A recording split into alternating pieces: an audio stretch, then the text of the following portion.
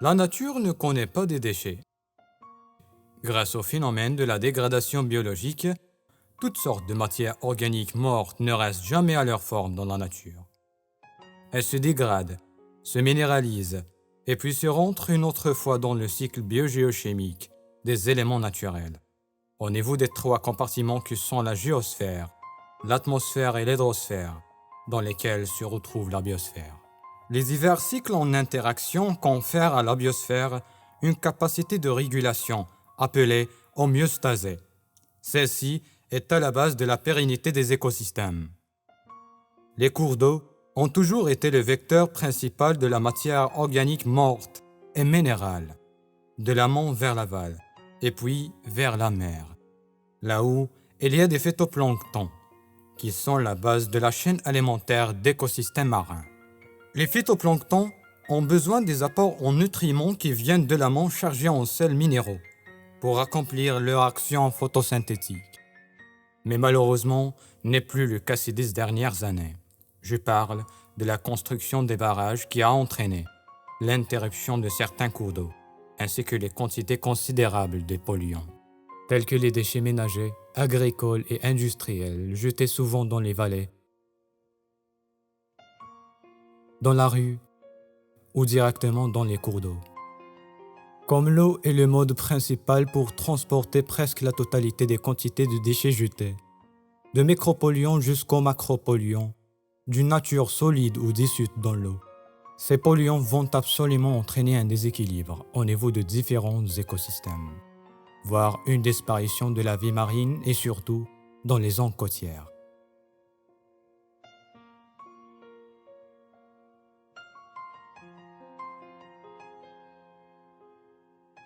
Au moment des crues, et à cause de la puissance de l'eau, ces déchets vont être transportés des vallées et des cours d'eau vers la mer Méditerranée. Le plastique, le bois et le métal, quelle que soit leur forme et leur taille, vont être dérivés par les courants marins et les vagues vers la surface, puis ils arrivent sur les plages ouvertes exposées aux grandes vagues. Et voilà, les plages de Gigel sont remplies et submergées de déchets, sont devenues une véritable décharge, un désastre écologique que nous voyons. Ce qui était le plus marquant, après des identifications de déchets faites sur toutes les plages de Gigel, c'est qu'en partout dans le monde, et même au plus profond des océans, le plastique représente 90% de ces déchets. Et comme le plastique n'est pas une matière biodégradable, donc elle demeure, elle ne se décompose qu'après des centaines d'années. Elle se fragmente en milliards de microparticules, que les courants vont transporter aux 4 points du globe.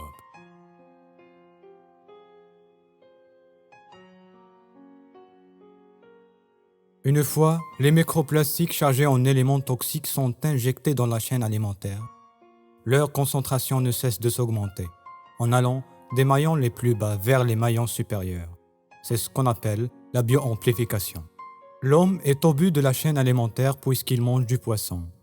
Donc la grande concentration de ces éléments toxiques finit dans notre organisme et nous menace directement. D'après les chercheurs et les scientifiques, les composés chimiques issus du pétrole, utilisés dans la fabrication de nombreuses matières du plastique, comme le bisphénol A et les phtalates, et qui sont considérés comme des perturbateurs endocriniens, ont des effets néfastes sur l'organisme. Ce sont cancérigènes et neurotoxiques pour les êtres vivants. Elles perturbent la digestion et modifient l'énergie allouée aux grandes fonctions physiologiques, que cela soit la défense, la croissance et aussi la reproduction. Aujourd'hui, l'idée de remplacer le plastique par des biomatériaux compostables et biodégradables, 100% issus des produits végétaux, c'est désormais possible à appliquer. Pour les produits alternatifs, parce que actuellement le grand problème, le grand fléau de cette pollution, c'est bien le plastique non dégradable, etc., avec une longue durée de vie et qu'on trouve partout. Il y a des matériaux substituants qu'on peut, moi je lance un appel aux chercheurs surtout, d'orienter donc, leur recherche dans ce sens, de chercher des matériaux qui sont biodégradables. Et à titre d'exemple, certains matériaux ils sont extraits à partir d'algues brunes qui sont biodégradables et qui peuvent remplacer le plastique dans plusieurs domaines d'emballage. Ce sont des matériaux qui sont extraits à partir de ce type d'algues, comme à titre d'exemple. Et si la recherche elle est orientée dans ce sens, elle peut certainement trouver d'autres matériaux qui sont amis à l'environnement, amis à la santé de l'homme. Comme la wilaya de Jijel est aujourd'hui la première destination touristique en Algérie durant la saison estivale, ces plages reçoivent chaque année plus de 7 millions de vacanciers. Un paysage qui abuse les ressources de notre mer et aggrave la pollution marine par la quantité énorme de déchets déversés sur les plages, sans conscience et sans responsabilité. L'été, c'est la période de l'année où il y a le plus de pression sur l'écosystème marin, notamment à cause du développement touristique. D'après la direction de la pêche et des ressources halieutiques de la wilaya du Jijel, une diminution au niveau de la production halieutique globale a été marquée ces dernières années. Elle est estimée de 7100 tonnes en 2011, tandis qu'elle est estimée en 2017 d'environ 3000 tonnes, soit l'équivalent d'une diminution d'environ 60%. Le rejet anarchique des déchets de différentes sources et le manque de leur gestion sont à l'origine des problèmes de la santé publique, d'autant plus qu'ils constituent le facteur dominant de création de nids de production des vecteurs de menaces de la santé, comme les moustiques, les mouches, les cafards et les souris. Lorsqu'un moustique pique une personne infectée, elle est infectée et peut ainsi transmettre le parasite à nouveau à un homme, ce qui permet la transmission de différentes maladies infectieuses de la peau, et d'autres comme le paludisme, la fièvre jaune, la fièvre typhoïde et le choléra, qui sont souvent des maladies mortelles. L'environnement aussi, qui est la scène de ce désastre, n'est pas à l'abri des autres dégâts, tant à court terme qu'à long terme.